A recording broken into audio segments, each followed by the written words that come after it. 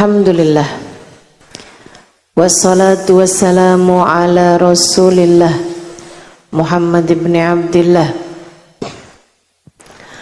wa ala alihi wa sahbihi wa man wala.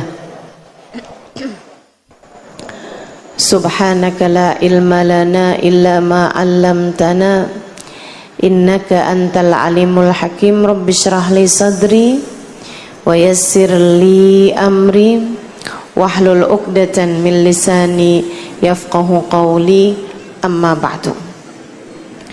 Alhamdulillah, sama-sama kita hormati, kita muliakan, kita sayangi penyelenggara majlis pada hari ini, Junda Fatimah Tulungagung di bawah bimbingan Ustadzah Syarifah Aminah Muhammad Asgaf, dan yang diketuai oleh Ibu Hajah Nur Aini, Ketua Yayasan LPI Al-Islah.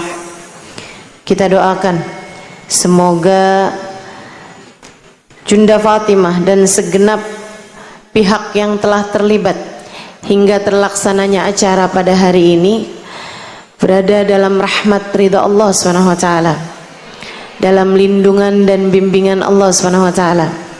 Ustadzah Aminah dan beserta seluruh keluarganya senantiasa dalam pandangan kasih sayang Allah SWT, dipanjangkan umurnya, sehatkan badannya, dimudahkan urusannya, kabulkan hajatnya, semakin dicinta Allah SWT dan Rasulnya.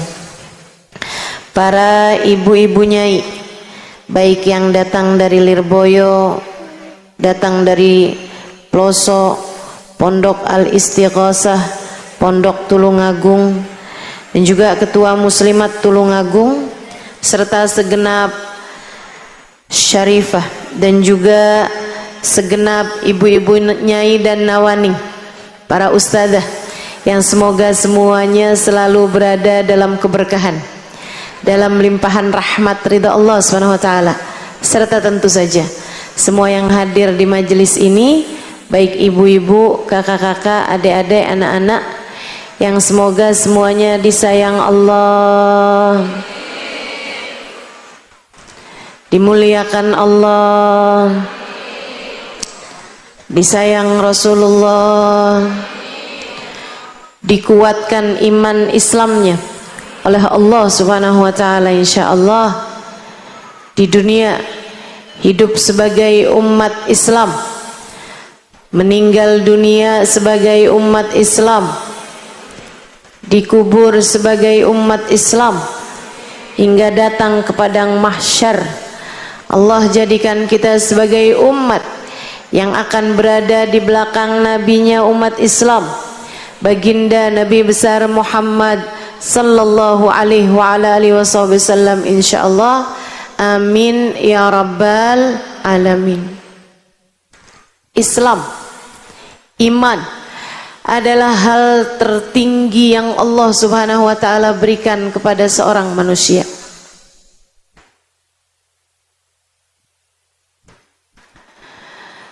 Dan kita harus minta terus kepada Allah agar ditetapkan iman Islamnya. Ya muqallibal qulub, tsabbit qulubana ala dinik. Wahai zat yang membolak-balikkan hati, tetapkanlah hati kami senantiasa dalam keimanan kepadamu. Tadi yang dibaca zikirnya Habib Abu Bakar Asgaf Gresik. La ilaha illallah al-mawjud fi kulli zaman. La ilaha illallah al-ma'bud fi kulli makan. La ilaha illallah al-madhkur bi kulli lisan. Adalah merupakan bacaan-bacaan untuk tetapnya iman. La ilaha illallah al-mawjud fi kulli zaman. Tidak ada Tuhan kecuali Allah. Allah lah yang selalu ada di setiap waktu.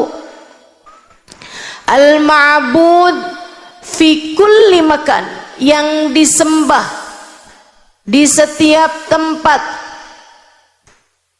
Binatang menyembah Allah SWT. Para malaikat menyembah Allah SWT. Hanya manusia dan jin yang kemudian menjadi terbawa hawa nafsu, mengikuti bisikan-bisikan setan hingga teralihkan dari keimanan. Bu, Kak, Dek, sebelum kita ada di atas muka bumi ini, ruh kita sudah Allah Subhanahu wa ta'ala ciptakan sebelum diciptakannya jasadnya Nabi Adam 2000 tahun. Alam durrah insaniyah, alam benih manusia, ciptakan semuanya. Semua manusia dari zaman Nabi Adam sampai zaman yang terakhir dicipta Allah Subhanahu wa ta'ala secara berbarengan. Jadi kalau bicara umur kita ini berbeda-beda kalau umurnya badan. Tapi kalau umurnya ruh kita sama nenek kita, ama kakek moyang kita tuh umurnya sebaya semua. Kamu sama cucu kamu umurnya sebaya. Umurnya ruh di alam durrah insaniyah. Saat itu Allah Subhanahu wa ta'ala mengumpulkan segenap ruh yang telah diciptakannya. Kemudian Allah bertanya kepada mereka, alastu birabbikum, bukankah aku adalah Tuhan kalian? Qalu bala. Semuanya menjawab, iya ya Allah, Engkau adalah Tuhan kami. Saya baca sebuah hadis, kalau saya tidak salah ingat, di kitab Al-Anwar Al-Muhammadiyah, yang mana guru saya Sayyidil Habib Umar bin Hafid mengatakan, ini karena saya yakin yang hadir di sini banyak perempuan-perempuan yang bisa baca kitab kuning, kitab gundul, saya sampaikan ini. Guru saya Sayyidil Habib Umar bin Hafid mengatakan, man arada nurun nabawi fa'alaihi bil anwaril muhammadiyah. Siapa yang kepengen dapat cahayanya Nabi Muhammad, pengen terang dengan cahayanya Nabi Muhammad, silahkan baca kitab Al-Anwar Al-Muhammadiyah. Saya baca di dalam kitab tersebut, sekali lagi kalau ingatan saya tidak salah ya, mohon maaf nih, bersama dengan usia yang semakin bertambah, memori juga sepertinya mulai melemah. Kayak handphone aja kan, kalau udah yang rada jadulan udah agak suka ngeheng. Di dalam kitab tersebut Nabi Muhammad menyampaikan salah satu hadis yang dikutip di kitab itu. Kata Nabi Muhammad, ana awwalu man qala bala. Akulah yang pertama kali menjawab ketika Allah Subhanahu wa ta'ala bertanya, alastu birabbikum, bukankah aku adalah Tuhan kalian semuanya? Yang pertama kali menjawab, bala wa rabbina, iya ya Allah, Engkau adalah Tuhan kami, adalah baginda kita Nabi besar Muhammad. Baru kemudian diikuti dengan seluruh umat manusia. Kamu ada di antara mereka. Ruh saya ada di antara mereka semuanya. Karenanya sejatinya semua manusia itu rohnya beriman. Itu naluri dasar manusia. Sebagaimana ada naluri bertahan hidup. Kita kalau lapar, kita akan berusaha bertahan hidup. Yang asalnya nggak suka klepon, depan saya ada klepon.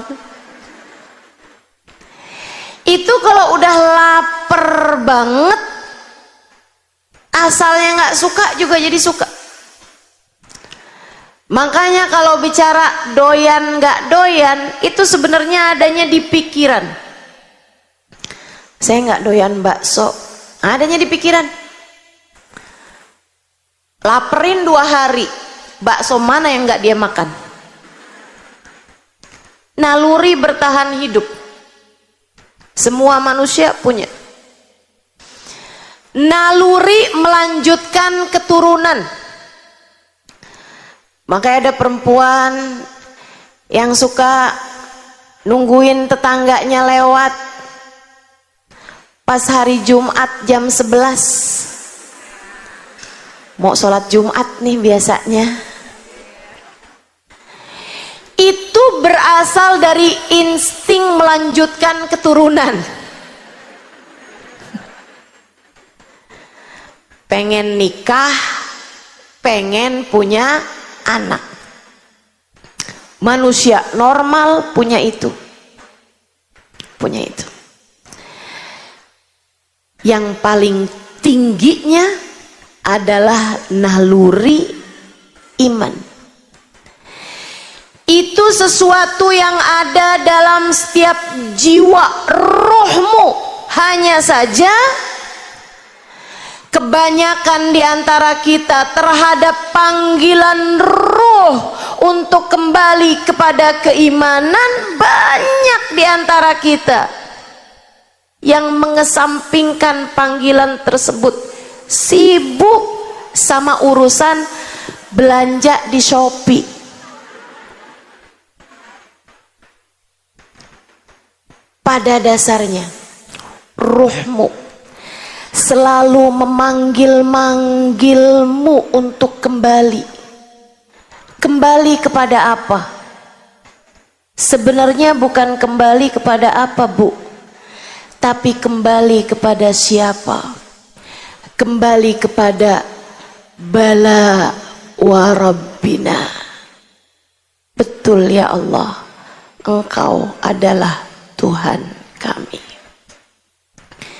Ruh kita memanggil untuk kembali kepada La ilaha illallah Muhammad Rasulullah. Ruhmu memanggil-manggil terus. Makanya ada yang bilang, Ustazah, kok saya belakangan gelisah ya?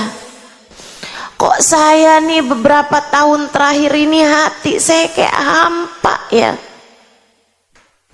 Imamul Haddad menyebutnya sebagai ba'is. Meskipun banyak orang zaman sekarang menyebutnya sebagai anxiety. Kena mental. Saya sepertinya perlu healing. Bukan. Kamu bukan perlu healing. Kamu nggak perlu jalan ke sana kemari. Yang minta dipuaskan bukan badanmu. Yang minta disembuhkan bukan mata telingamu. Yang minta dibawa pergi bukan kakimu. Yang minta dibawa sebenarnya adalah rohmu Dia memintamu untuk membawa ruhmu kembali kepada Allah, kembali kepada bala wa rabbina. Betul ya Allah, Engkau adalah Tuhan kami. Ruhmu rindu kepada Allah, ruhmu rindu kepada iman, ruhmu rindu kepada rasa saat ia menunduk dalam kepada Allah subhanahu wa ta'ala. Maka kalau ditanya siapa orang yang hidupnya paling bahagia, siapa? Jawabannya adalah hati yang selalu mengingat Allah Tuhannya. Yang paling bahagia hingga enggak kenal penyakit mental. Yang hidupnya paling bahagia hingga enggak terkena yang orang sebut sekarang di zaman sekarang, fenomena zaman akhir yang biasa disebut dengan nama mental illness. Ini yang selamat dari hal-hal yang semacam ini adalah mereka yang hatinya tertambat, yang hatinya berlabuh kepada la ilaha illallah Muhammad Rasulullah. Merekalah yang Allah ceritakan dalam Al-Quran. A'udzu billahi minasyaitonir rajim. Alladzina amanu wa tatma'innu qulubuhum bidzikrillah. Ala bidzikrillahi tatma'innul qulub. Alladzina amanu, orang-orang yang beriman, wa tatma'innu qulubuhum, keadaan mereka, waw haliyah.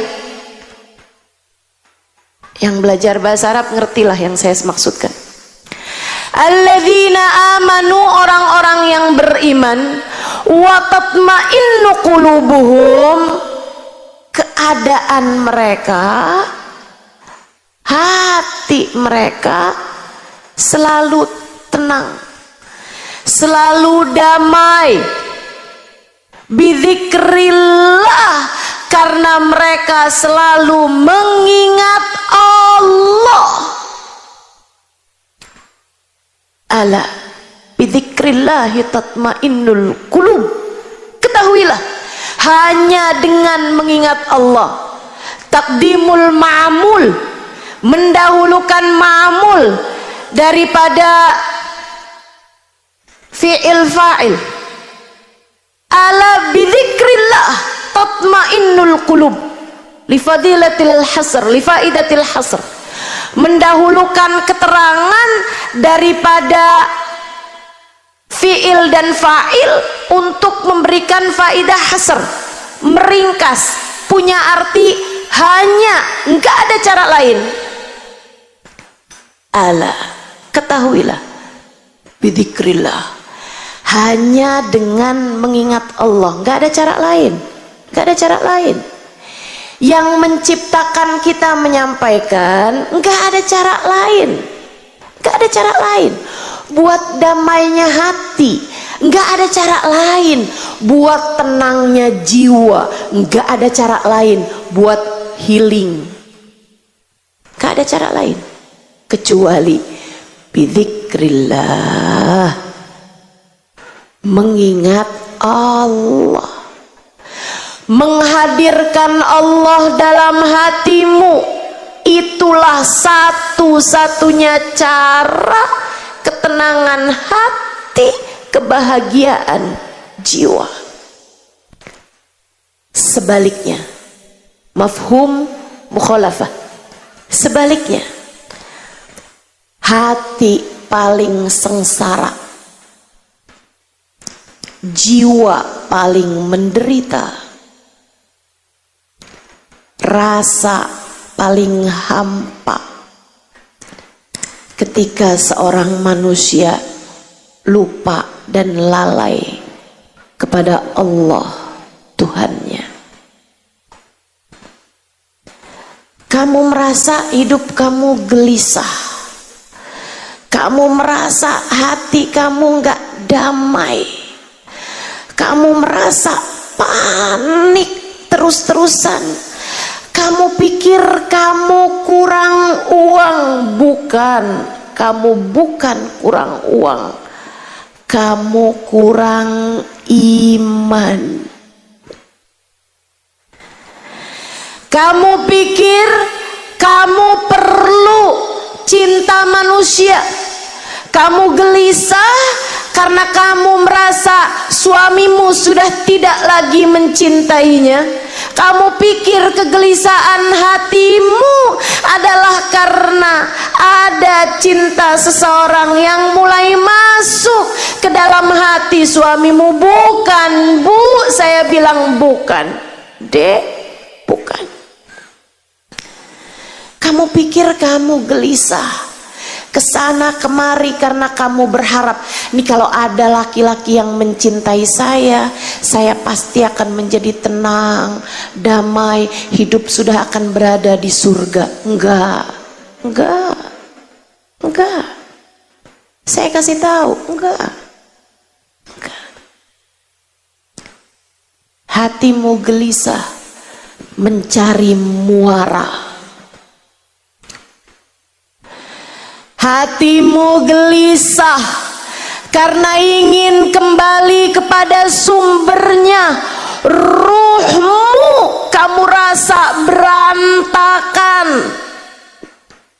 Hatimu kamu rasa berantakan. Kamu gak ngerti ini rasa apa sih? Kok saya bawaannya kepengen ngomong mulu? Kok saya bawaannya kepengen makan mulu? Kok saya bawaannya kepengen bergaul mulu? Saya kok gak bisa diam? Kenapa saya kelimpungan? Kenapa saya gelisah? Saya kasih tahu, masalahnya hatimu sedang rindu. Rindu kepada Allah penciptamu. Hatimu berteriak-teriak, kembalikan aku, kembalikan aku. Tapi suara bisingnya hatimu kamu tekan terus-terusan hingga melahirkan rasa yang tidak menentu, hingga membuat kamu nggak tahu. Makanya kenapa Ustazah, kenapa saya berasa tenang di majelis ilmu? Kenapa saya berasa tenang ketika saya duduk di majelis-majelis ilmu? Karena ruhmu sedang dipandu, hatimu sedang dibimbing menuju yang selama ini dia rindu. Hatimu rindu Allah, jiwamu rindu bala warabbina.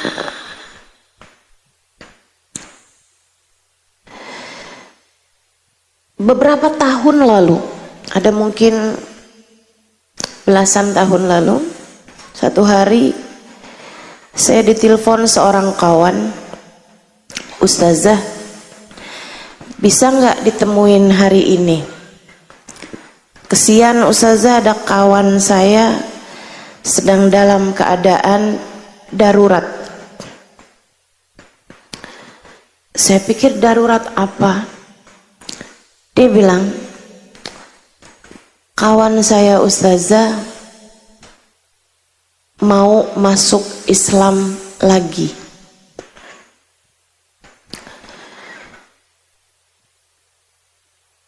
Maksudnya gimana, saya bilang. Dia pengen masuk Islam lagi Ustazah. Ceritanya panjang dah Ustazah. Biarin nanti dia cerita sendiri mau Ustazah. Kapan Ustazah bisa ditemui dan di mana? Karena saya kesian, saya tahu rasanya hati ketika ingin segera kembali. Kegelisahan yang luar biasa. Saya hari itu sedang ada kajian. Saya kasih tahu pagi di sini, siang di sini, ada kajian sore waktu itu. Terus dia bilang, baik Ustazah, biar dia ketemu Ustazah di kajian sore hari ya, di sebuah masjid di daerah Jakarta Pusat. Saya bilang boleh, tapi boleh nggak dia kalau datang pakai jilbab atau kerudung lah gitu, seenggaknya ditaruh di kepalanya biar nggak tampak aneh di hadapan orang-orang di masjid. Dia bilang baik Ustazah, saya sampaikan. Saya nggak tahu dia pinjem kerudungan siapa, tapi hari itu pakai celana panjang, pakai blazer, pakai jas kerja gitu, dia datang sesudah saya kajian sore itu. Dia cerita, dengerin biar kamu ngerti keadaan jiwamu, biar kamu kenal sama dirimu. Dia bilang, Ustazah, saya punya suami, saya punya anak, semua keadaan baik-baik aja. Saya punya pekerjaan mapan, saya punya cukup uang, saya punya rumah, saya punya cukup tabungan. Dia bilang, tapi Ustazah, belakangan ini saya hampir beberapa bulan ini nggak bisa tidur kecuali dengan minum obat tidur. Air mata saya Ustazah kayak ada kerannya. Mata saya kayak ada kerannya. Tiap lihat orang nangis, tiap lihat anak saya nangis, tiap apa nangis, saya gelisah enggak karuan. Sampai suami saya bawa saya ke gereja Kristen mereka ya. Dia bilang bawa saya menuju ke orang-orang yang diharapkan bisa menyembuhkan, dari mulai psikolog, psikiater. Gak ada Ustazah, gak ada yang berhasil. Dia bilang, tapi ada satu waktu saya nangis. Saya kadang Ustazah kalau nangis sampai meringkuk di lantai. Suami saya itu sampai gak tega gitu ngelihat saya. Dia bilang, yuk bangun, naik tempat tidur deh, naik ke tempat tidur. Saya nangis gelisah setengah mati. Saya teriak. Saya nggak ngerti apa yang terjadi sama diri saya. Saya sampai bilang sama suami saya, bawa deh saya kemana, sembuhkan saya. Dia bilang, suami saya bawa saya kesana kemari. Tapi nggak ada yang berhasil. Satu hari Ustazah, saya lagi duduk di sofa, gelisah, saya nangis terus. Saya nggak ngerti apa yang terjadi sama saya. Saya kemudian mulai berdoa, Tuhan selamatkan saya,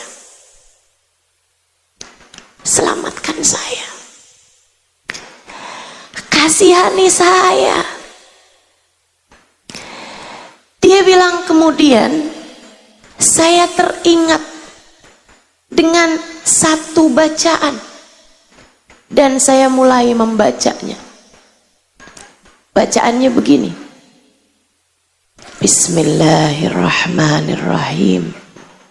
Qul huwallahu ahad, Allahus samad, lam yalid walam yulad walam yakullahu kufuwan ahad.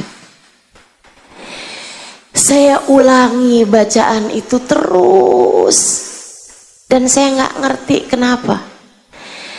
Tiba-tiba hati saya damai, pikiran saya tenang. Dan itulah kali pertama saya jatuh tertidur tanpa meminum obat sesudah berbulan-bulan lamanya. Saya tanya sama dia, kok kamu hafal surat Al-Ikhlas? Dia bilang, orang tua saya menikah beda agama Ustazah. Ibu saya Islam, bapak saya Kristen. Dia bilang di masa kecil mereka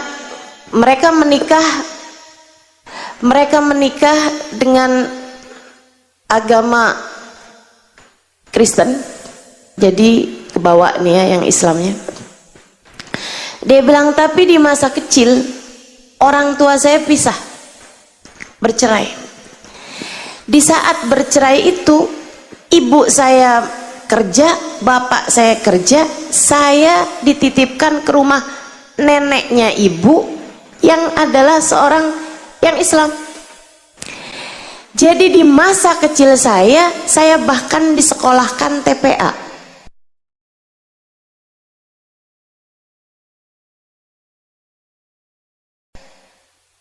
Neneknya Islam, sekolah TPA.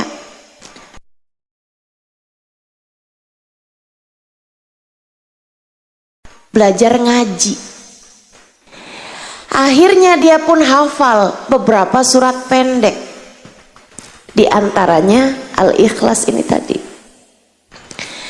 Dia bilang selepas itu ketika SMP, dia bilang saya diambil balik oleh bapak saya, yang kemudian saya pun menjadi balik Kristen. Dia bilang ketika saya remaja SMA, saya jadi nggak kenal agama, saya nggak punya agama. Dia bilang habis itu saya masuk kuliah, saya pacaran sama seorang laki-laki yang sekarang menjadi suami saya dan dia beragama Kristen. Saya pun menikah sama dia. Dia baik Ustazah. Saya pun punya anak. Dia pun juga baik-baik saja. Dia pinter, lucu, cakep. Dia bilang saya punya keluarga yang semuanya baik-baik aja. Sampai itu tadi apa yang saya ceritakan sama Ustazah. Beberapa bulan terakhir ini udah hampir setahunan, saya mulai nggak ngerti sama keadaan diri saya. Saya menjadi takut untuk lihat orang, ketemu orang. Saya jadi gelisah setengah mati hati saya. Sampai suami saya bawa kemana-mana. Saya hanya menangis terus-terusan. Badan saya sampai menjadi kurus. Saya nggak enak makan, nggak enak tidur, nggak enak ngapa-ngapain. Sampai suami saya bilang, saya akan melakukan apapun biar kamu sembuh. Saya bilang, nah kamu sekarang memutuskan masuk Islam? Iya Ustazah. Sesudah itu tadi Ustazah, sesudah saya merasakan ketenangan setiap kali membaca surat Al-Ikhlas, sehingga sejak saat itu sampai dengan sekarang kerjaan saya gak habis-habis, entah berapa ribu kali tiap hari saya baca surat Al-Ikhlas. Qul huwallahu ahad. Katakanlah, huwallahu ahad, dialah Allah Tuhanmu Sang Maha Esa. Allahus Somad, Allah lah satu-satunya tempat bersandar. Allah lah satu-satunya tempatmu bergantung. Allah lah satu-satunya tempatmu berserah. Lam yalid walam yulad, ia tidak beranak dan tidak pula diperanakkan. Walam yakullahu kufuwan ahad,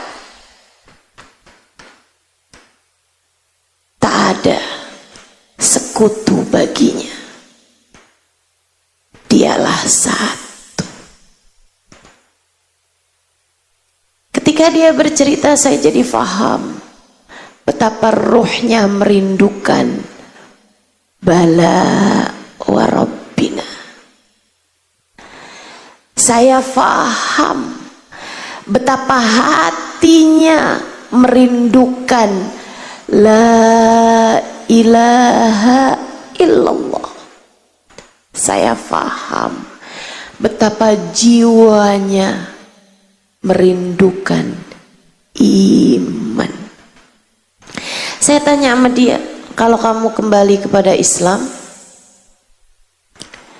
suami kamu bagaimana? Ustazah, saya udah tanya ini sama suami saya. Dia bilang, saya nggak bisa bantu kamu apa-apa. Jika itu bisa membuat kamu merasakan kembali kedamaian hatimu, silahkan saja. Dia udah sangat kesian sama saya, Ustazah. Tapi saya bilang sama dia, kalau kamu balik Islam, kamu menjadi fasad nikahnya sama suami kamu.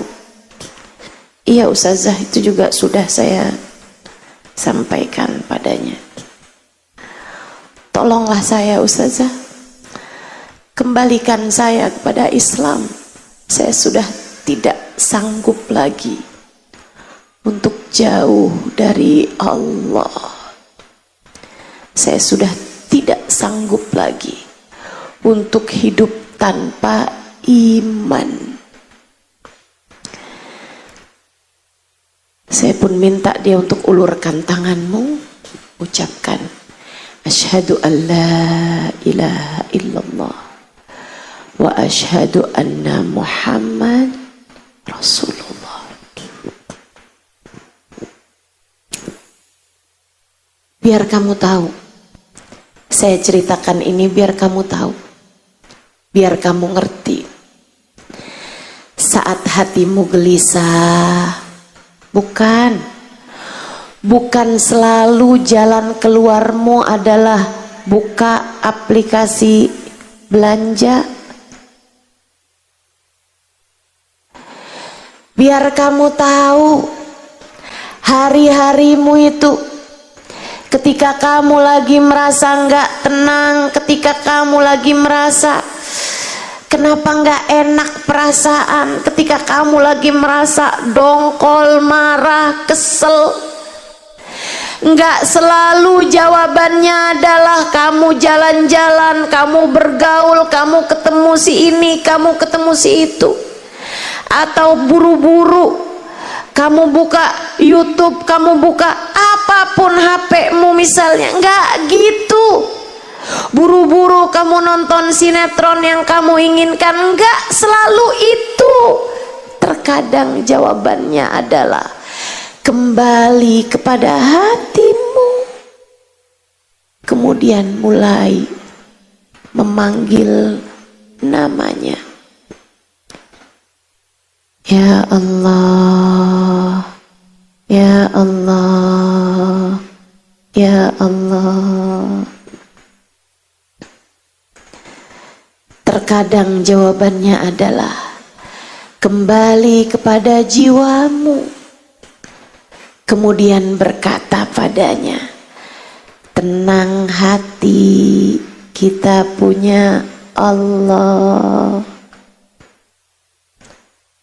Tenang jiwa, kita punya Allah. Sebut namamu. Tenang Halimah, kita punya Allah. Tenang, kita punya Allah. Pemilik alam semesta jagat raya, pengatur segala kehidupan di atas muka bumi ini. Remote-nya, kendalinya, dia yang pegang. La mani'a lima a'taita wala mu'tiya lima mana'ta wala radda lima qadaita wala yanfa'u dzal jaddi minkal jadd. Tak ada yang dapat memberi ketika Allah menghalangi. Tak ada yang dapat menghalangi ketika Allah hendak memberi. Tak ada yang dapat menolak jika Allah telah memutuskan, dan tak ada kekuatan apapun dan siapapun yang bisa berkontribusi ketika Allah telah memutuskan untukmu segala sesuatu. Tak ada kekuatan apapun di atas kekuatan Allah Subhanahu wa ta'ala. Fahami itu dan marilah menuju kepada kedamaian dan ketenangan kehidupan dunia sebelum kelak kamu akan menuju kebahagiaan dan ketenangan akhirat.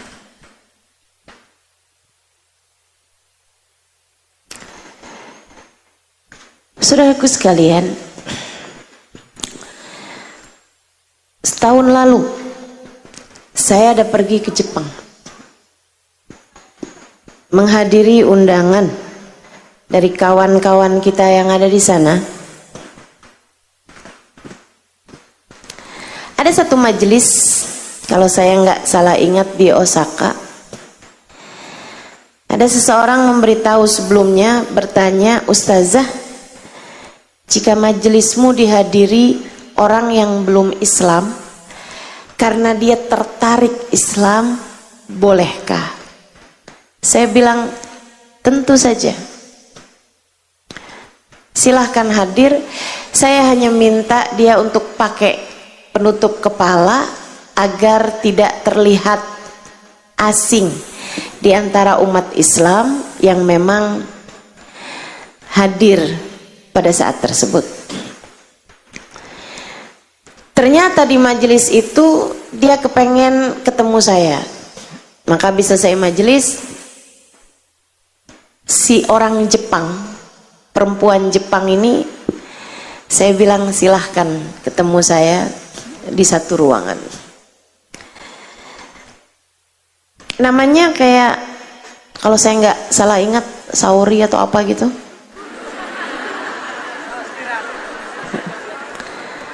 Iya ya. Cuman waktu pertama kali dengar namanya tuh saya nggak ketawa karena saya nggak tahu itu nama merek.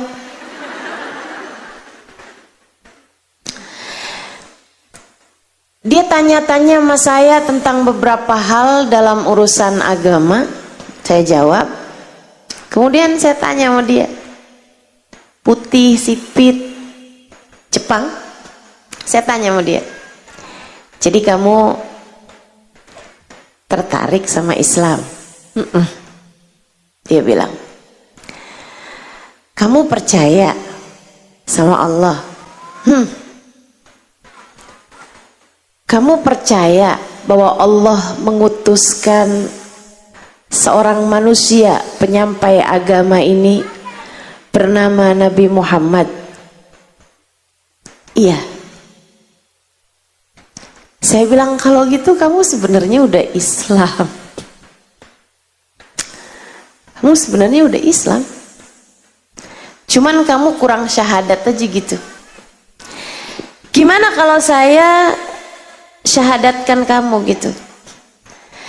Dia sepertinya tertarik, tapi dia bilang, cuman masalahnya saya pasti bakalan ditentang sama orang tua saya. Sementara Islam kan nyuruh kita bakti sama orang tua, bukan? Saya bilang iya. Terus gimana caranya?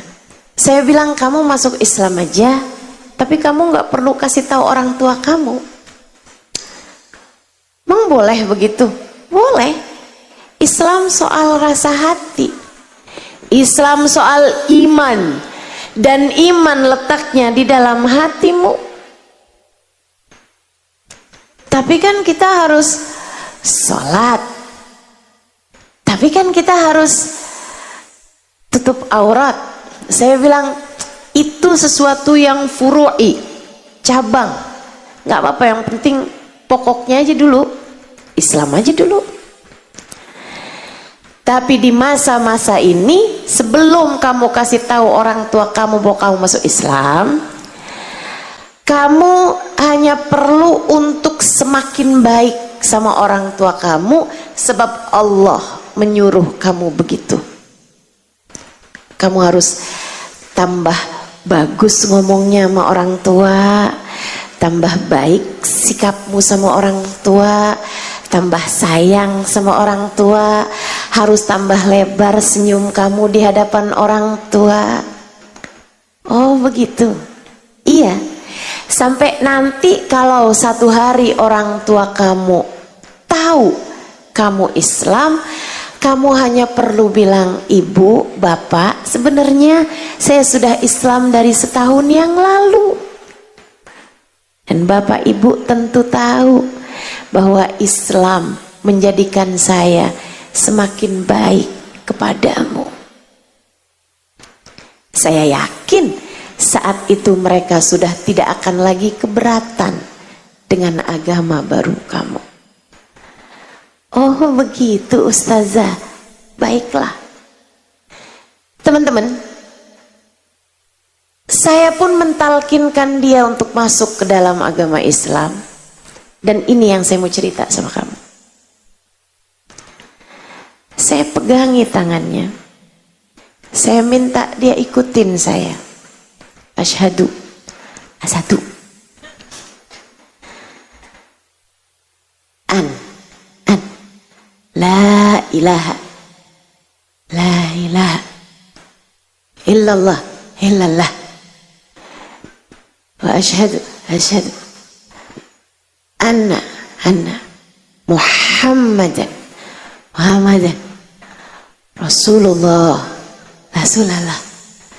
Saudaraku sekalian, dia pun mengikuti kalimat syahadat saya, dan saya pun mentranslate kalimat syahadat bahasa Arab itu dengan bahasa Indonesia yang ditranslatekan. Dimulai kelibet-libet nih. Ditranslatekan ke dalam bahasa Jepang. Dia pun berbahagia dengan kalimat tersebut. Saya kemudian memeluknya erat. Dia mengalir air mata kebahagiaan. Dan teman-teman saya sekalian, pemandangan yang gak akan pernah saya lupa seumur hidup saya. Wanita ini dari mulai awal dia cerita, dia bertanya, saya jawab, penuh kelembutan. Begitu habis selesai saya talkinkan kalimat syahadat, dia lompat-lompat kegirangan. Dia lompat-lompat. Dia bilang, seneng banget. Senengnya dia itu sampai membuat kami yang ada di dekat dia itu sampai nangis gak henti. Saya bilang, liatin rahmat, liatin rahmat kalau turun kepada seseorang, liatin iman, liatin kasih kasih sayang Allah, liatin kasih sayang Nabi Muhammad terhadap umatnya. Kalau datang di hati seseorang, guyurannya membuat dia bahagia tak terkira.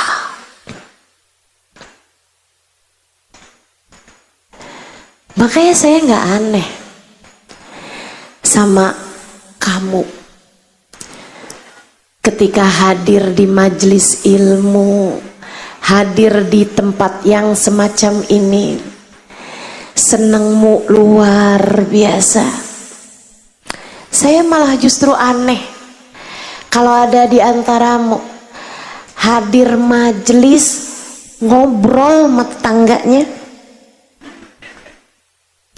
sibuk sama HP-nya. Saya aneh.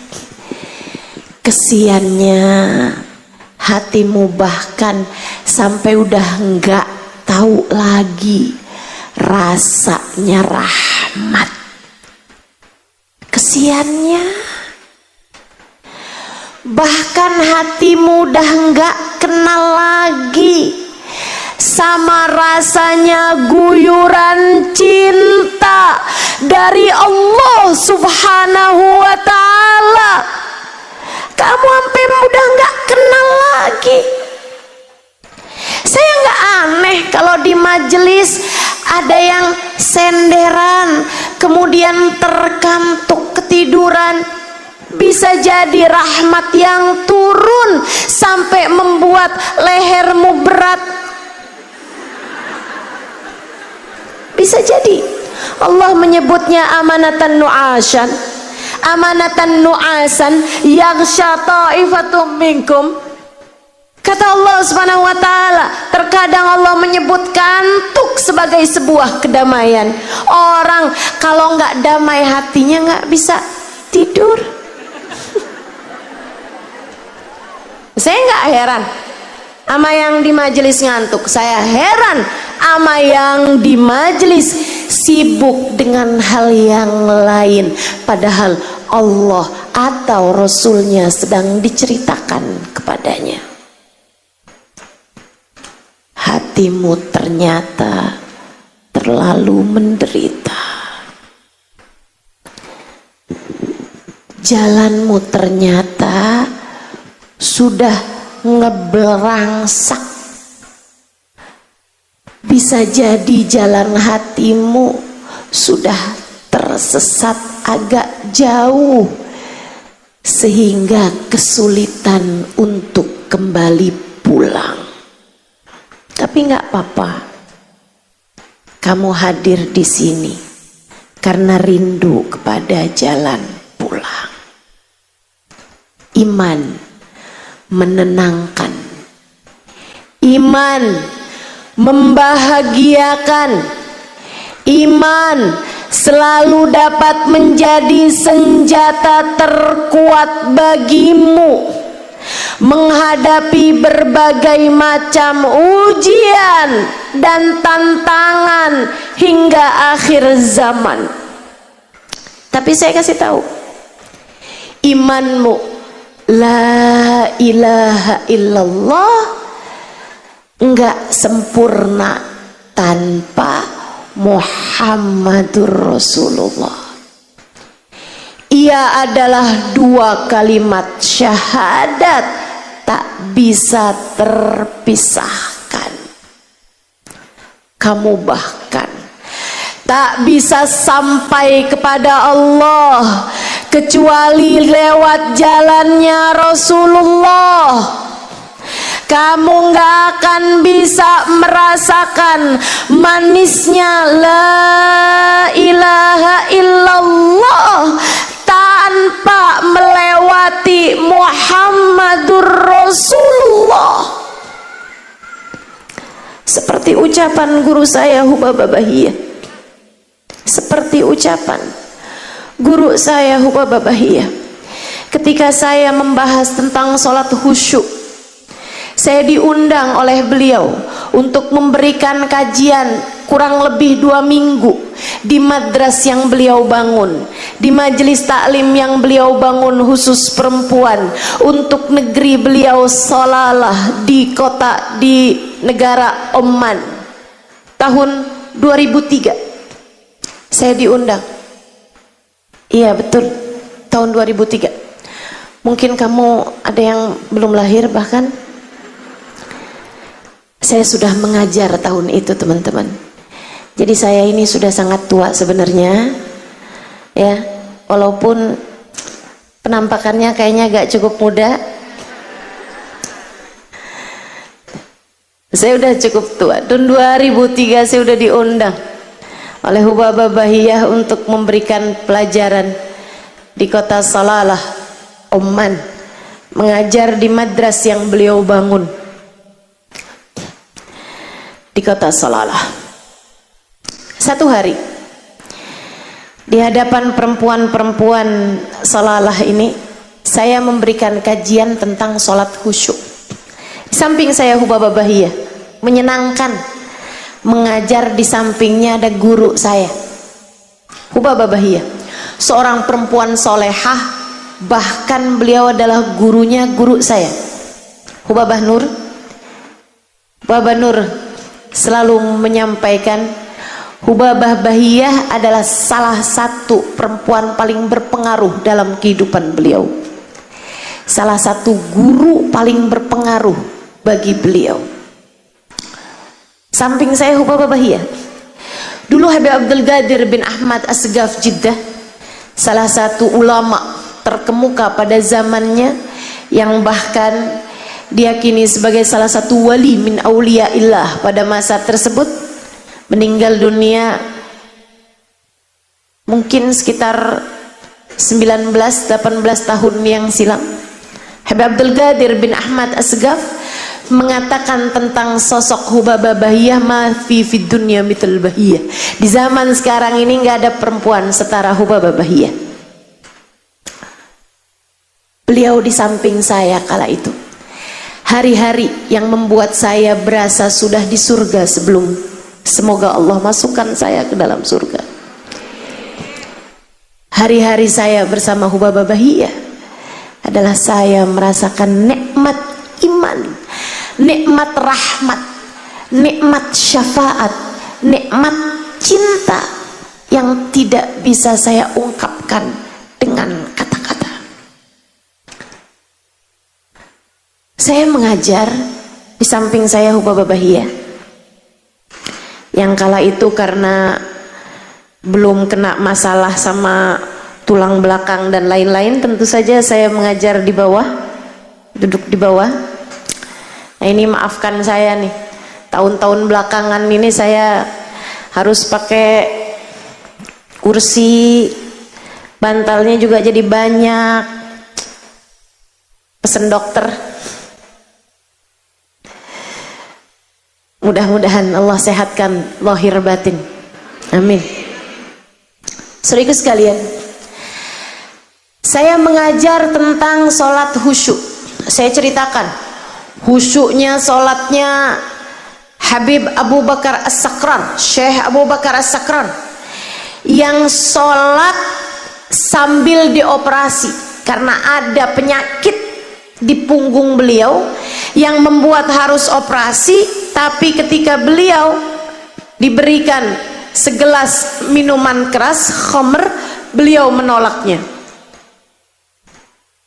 Syekh, nggak kuat operasi Syekh kalau engkau sadar. Buat bikin kau nggak sadar, kau harus minum segelas khamr ini, minuman keras ini. Syekh Abu Bakar As-Sakran, beliau mengatakan, saya kepengen saya sembuh biar saya bisa taat sama Allah. Saya nggak mau nyari sembuh dengan jalan bikin dosa sama Allah, minum minuman keras. Ini fungsinya apa? Fungsinya biar bikin kau nggak sadar. Saya, oh gampang, saya kalau lagi sholat saya nggak sadar apa-apa. Maka mulailah beliau dioperasi dalam keadaan beliau sholat sunnah. Pagi-pagi duha, Beliau hadap kiblat, udah pakai pakaian yang gampang dibuka dari belakang. Beliau kemudian memulai sholatnya. Dokter-dokter pun mulai operasinya. Sampai selesai sholat, beliau malah justru nggak sadar. Beliau bilang sama para dokternya, kalian kenapa nggak nurut? Operasiin tadi tuh waktu saya sholat. Kata dokter, udah selesai Syekh operasinya. Udah selesai. Jadi itu teman-teman, kulitnya dirobek, diambil penyakitnya, digunting, dijahit, nggak pakai bius, cukup dengan sholat. Jauh banget sama sholat kita. Kita nyari barang nggak ketemu, pas sholat kita inget. Ya Allah, saya kadang kalau lagi sholat itu kadang-kadang suka malu buat baca iftitah. Ya Allah, ini apa nggak dihitung bohong ini ya sama Allah. Saya bilang, inni wajjahtu wajhi lilladzi fataras samawati wal ard. Ya Allah, saya hadapkan diri saya kepadamu ya Allah, penguasa langit dan bumi. Apa nggak dianggap bohong nih, padahal sholat saya sambil ngadep HP sambil inget kajian, sambil inget acara, sambil mikir ini mikir itu ya Allah, sambil inget nih suami saya belum pulang kemana nih, pikiran saya kemana-mana. Katanya kamu lagi ngadep sama saya Halimah, kenapa kamu lagi ngadep sama suami kamu, sama baju kamu, sama pakaian kamu, sama ilmu kamu, sama majelis kamu? Ya Allah, ampuni ya Allah. Bener-bener nih yang dibilang sama Habib Zain, Habibana Zain bin Smith, salah satu guru saya, Habib Zain bin Smith Madinah. Beliau mengatakan, salatuna tahtaj ila istighfar. Salat kita ini perlu dimintain ampun sama Allah daripada dimintain pahala dari Allah. Bener banget, bener banget. Salat kita perluan dimintain ampun daripada dimintain pahala. Salat ngelambiar begitu, salat bising begitu, salat saya. Jangan tersinggung, saya lagi cerita tentang salat saya. Walaupun saya yakin salat kamu juga nggak beda. Betul. Saya lagi bahas tentang salat khusyuk di hadapan Hubabah Bahiyah, di hadapan muslimah-muslimah di Salalah. Saya ceritakan salatnya Sayyidina Ali Zainal Abidin, rumahnya kebakaran, beliau nggak berasa. Tiba-tiba mic saya direbut sama Hubabah Bahiyah. Kemudian Hubabah Bahiyah bilang, la muskida ya Halimah muskida. Enggak gitu Halimah, enggak gitu. Saya bilang, gimana Hubabah? Gimana Hubabah? Hubabah Bahiyah bilang, haula. Mereka itu mereka Halimah, enggak gitu caranya enggak gitu. Mereka. Yang kamu ceritakan itu adalah mereka, bukan kita. Yang kamu ceritakan adalah tentang mereka, bukan tentang sholat kita. Yang kamu sampaikan kejauhan Halimah, itu adalah tentang mereka, bukan tentang kita. Yang kamu ceritakan tentang sholat adalah sholatnya mereka, nggak akan pernah menjadi sholat kita. Ibarat sholat ada tangganya. Yang kamu ceritakan, andai sholat itu ada 100 tangga untuk menjadi inna sholata tanha anil fahsya'i wal munkar, untuk menjadi sholatlah kamu. Aqimis sholata lidzikri. Sholat yang Allah maksudkan itu, andai ada 100 tangga, yang kamu ceritakan adalah orang-orang yang sudah menempuh tangga 98, 97, udah mau nyampe. Sementara kita ini naik di tangga 3, naik di tangga 4, kemudian merosot lagi ke tangga 2, kejauhan. Kita akan tetap sholat, kita akan tetap sholat. Sholat adalah kewajiban antara kita dengan Allah Subhanahu wa ta'ala. Kita nggak akan tinggal sholat fardu, sholat sunnah, kita akan tetap kerjakan. Tapi berharap suatu hari rumah kamu kebakaran, kamu dalam keadaan sholat dan kamu tidak keluar dari sholat, kejauhan. Berharap kamu bisa dioperasi tanpa bius hanya karena kamu mengerjakan sholat, kejauhan. Gak bisa, gak ada. Saya pastikan sama Hubabah Bahiyah, ilmu besar yang saya dapatkan hari itu, untuk saya akan menyampaikannya seperti yang sedang saya lakukan sekarang. Saya harus memastikannya. Jadi saya tanyakan saat itu kepada Hubabah Bahiyah. Saya tuh sampai suka mikir loh Bu, Kak, Dek, jangan-jangan hidup saya nih banyak bertemu dengan perempuan-perempuan solehah, perempuan-perempuan hebat, agar saya dapat menceritakannya kepadamu. Jangan-jangan Allah pertemukan saya dengan orang-orang hebat, laki-laki dan perempuannya, para wali-wali, para ulama-ulama yang luar biasa, arifin billah, orang-orang yang kenal kepada Allah, arifin bi Rasulillah, orang-orang yang kenal dekat dengan Nabi Muhammad, adalah karena rahmatnya Allah kepadamu, hingga saya bisa menceritakannya padamu. Saya sampai takut, jangan-jangan jatah saya dari pertemuan-pertemuan indah itu adalah sekedar saya dapat menceritakannya kepadamu tanpa mendapatkan jatah selain daripada itu. Doakan biar saya nggak kehalangan berkah dari orang-orang mulia yang saya temui dalam hidup saya.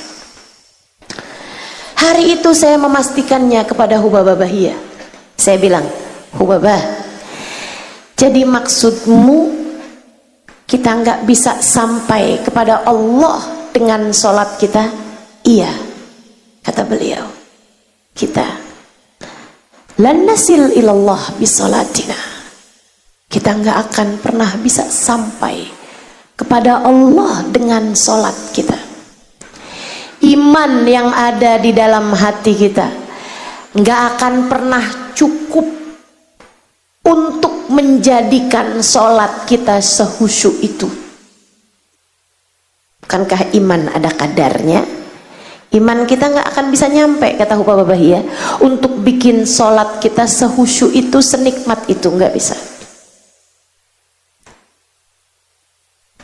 Bukan karena sholatnya nggak bisa nyampein orang kepada Allah, bukan, tapi kitanya yang nggak akan bisa meraih kehusyuan sholat sehingga sampai bisa memastikan kita tiba sampai kepada Allah. Usul ilallah bisolatina, enggak.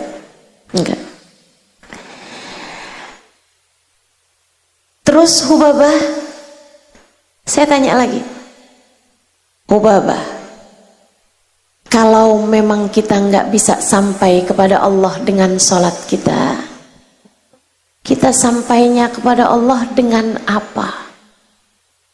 Apa nih yang bisa jadi tali menyampaikan kita kepada Allah?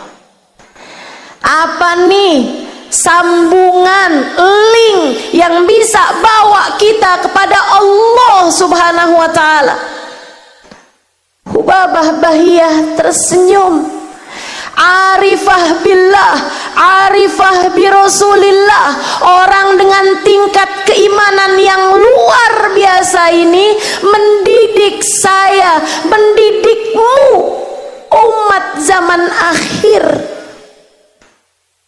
Beliau mengatakan, ya Halimah, ma'ana nabi ya khair nabi. Wahai Halimah, alhamdulillah nak, kita punya Nabi Muhammad, seindah-indah Nabi, andalan kita.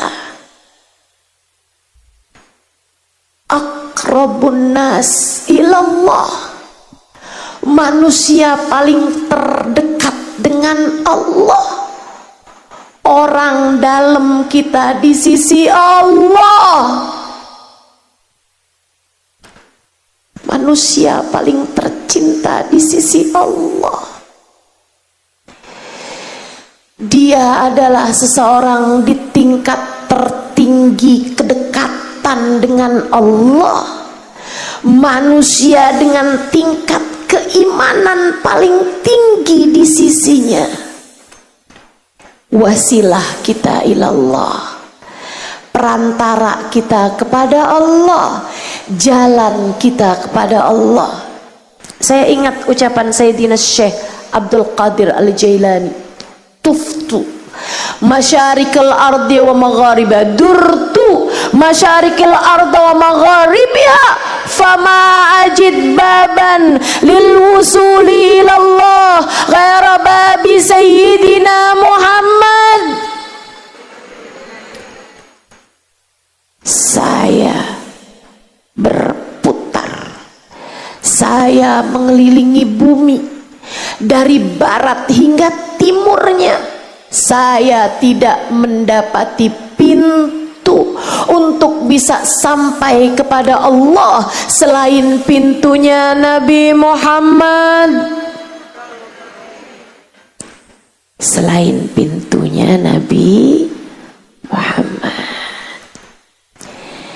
Ya Imam ar-Rusli sanadi anta babullah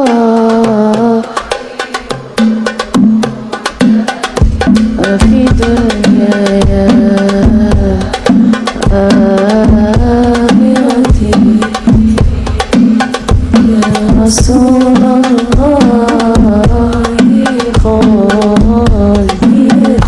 ya Imam ar-Rusli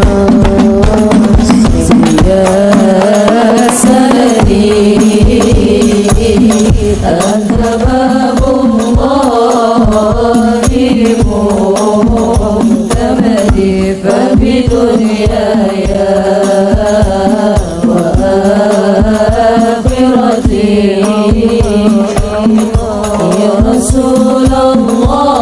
Rasulallahi khudh biyadi. Ya Imam ar-Rusli, wahai pemimpin para rasul, ya sanadi, wahai harapan kami, pegangan kami. Ya Imam ar-Rusli ya sanadi, anta babullah, engkau adalah pintu menuju Allah. Mu'tamadi, engkau adalah sandaran kami, harapan kami. Fa fi dunyaya wa akhirati, maka untuk duniaku dan untuk akhiratku, ya Rasulullah, wahai Nabi Muhammad, khud biyadi, tolong selamatkan aku, ambillah uluran tanganku, aku tenggelam tanpamu. Hubabah Bahiyah bilang, alhamdulillah Halimah, kita punya Nabi seindah-indah Nabi. Manusia terdekat di sisi Allah, manusia yang telah sampai kepada Allah. Dia penuh cinta, dia penuh sayang kepada kita umatnya. Kamu hanya perlu terus-terusan memanggil-manggilnya. Kamu hanya perlu terus-terusan mengetuk-ngetuk pintunya.